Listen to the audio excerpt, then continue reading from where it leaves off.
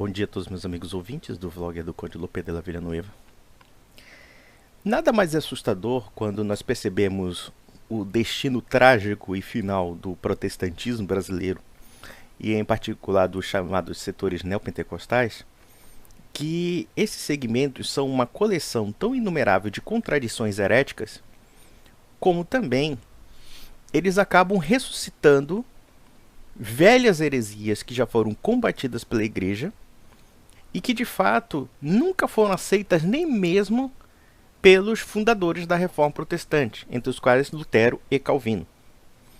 Uma dessas heresias nós podemos conjecturar o chamado nestorianismo, que tenta negar não somente a maternidade divina de Maria, como também divide a natureza humana da natureza divina de Cristo.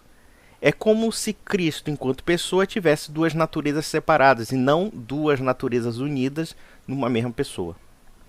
Quando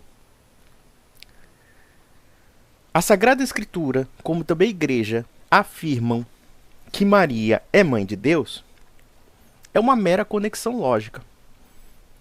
Como está dito no capítulo 1 de João, no princípio era o Verbo, e o Verbo se fez carne, como o Verbo era Deus. E como esse Verbo se transforma em carne? Sendo filho de uma mulher.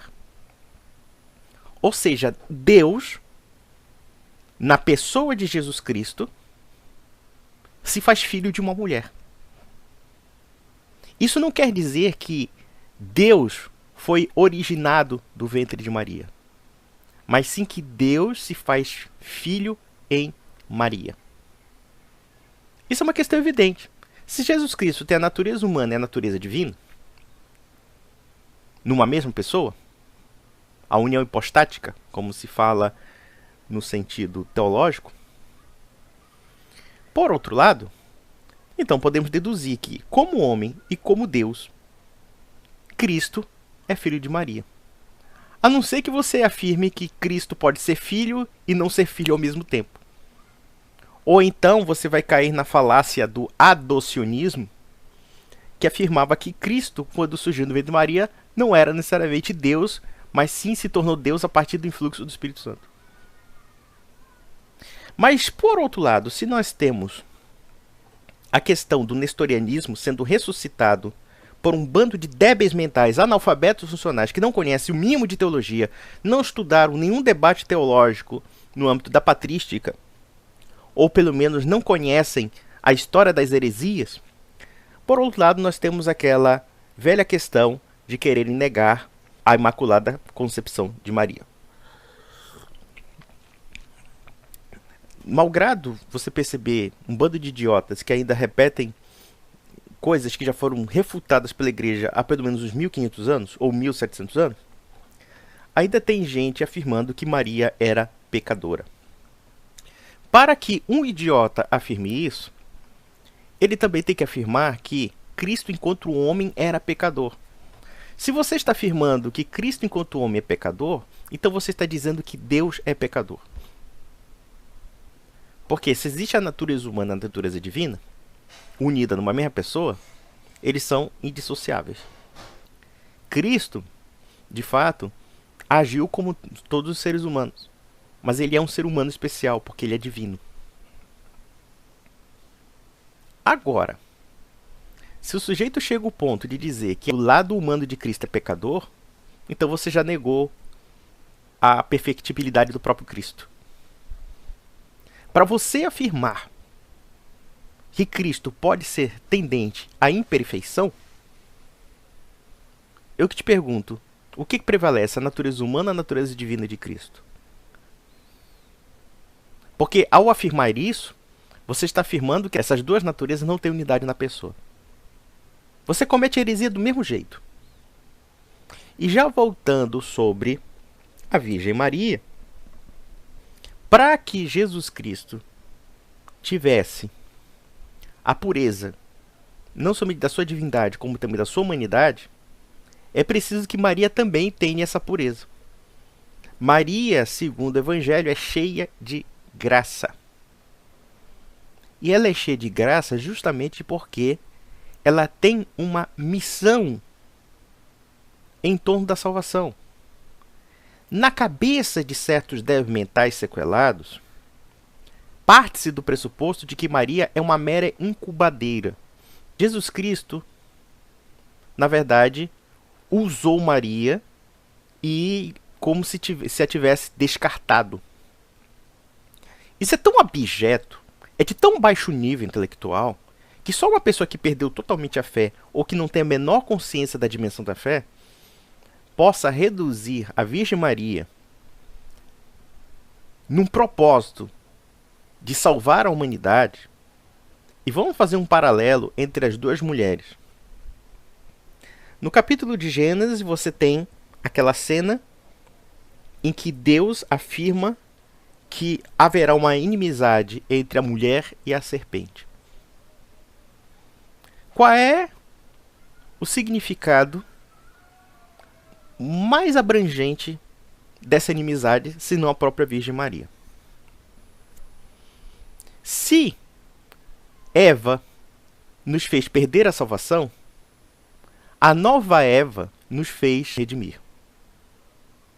Como também, se o velho Adão é mortal, o novo Adão, que é o próprio Cristo, que é a própria personificação da salvação humana, da redenção da humanidade, também veio para simplesmente voltar ao estado original da relação com Deus.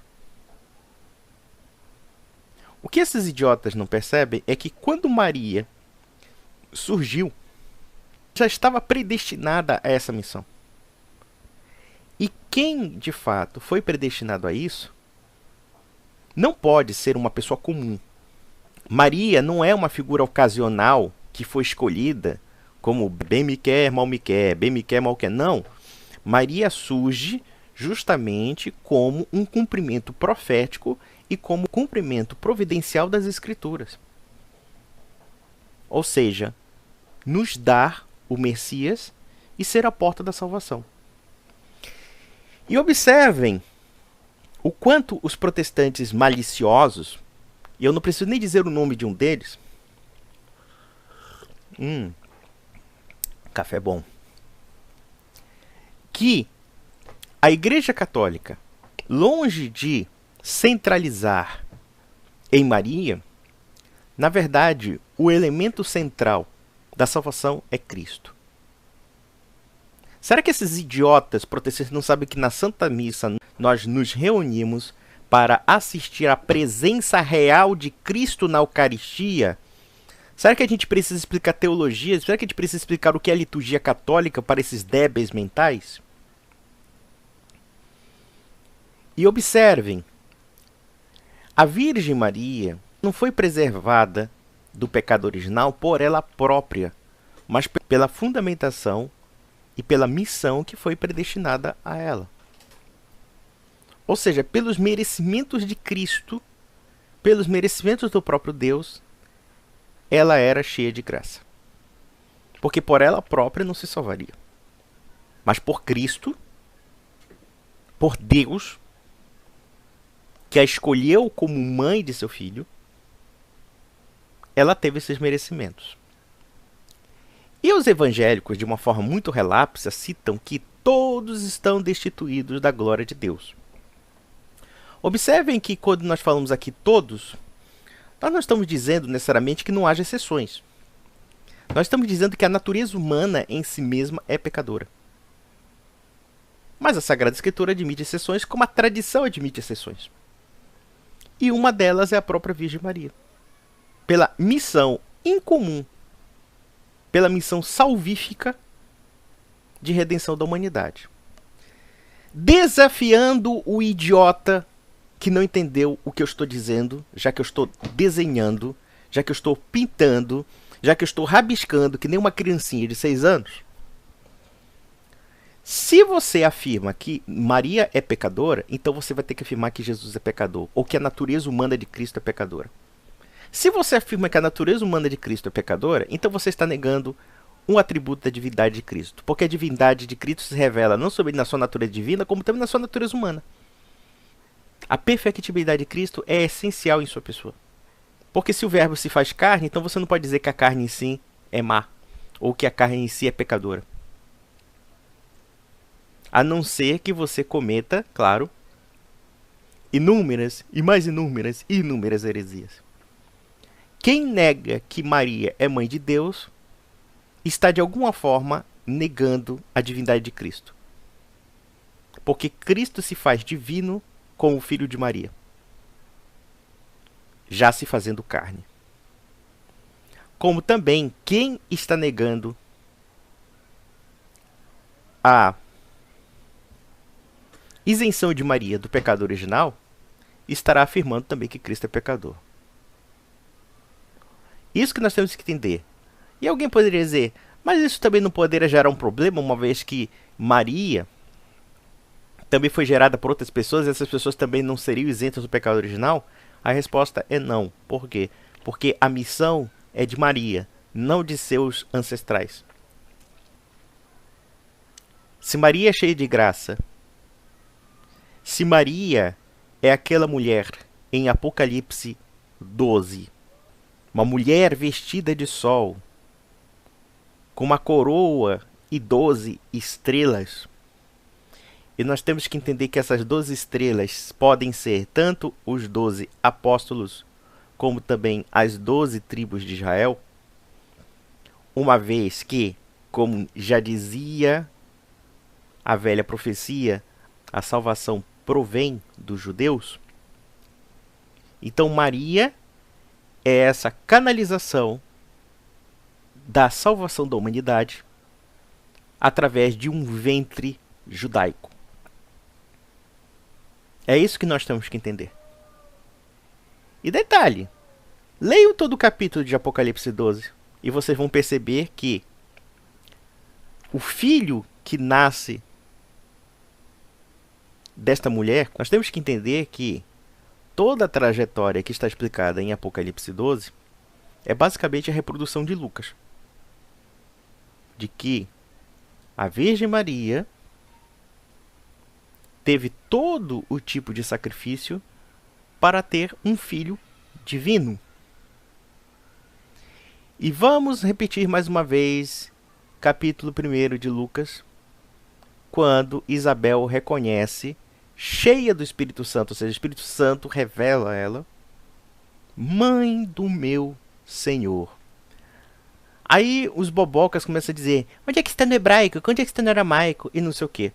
Bom, resta você responder o que significa mãe do meu Senhor, se é um Senhor divino ou se é um Senhor humano.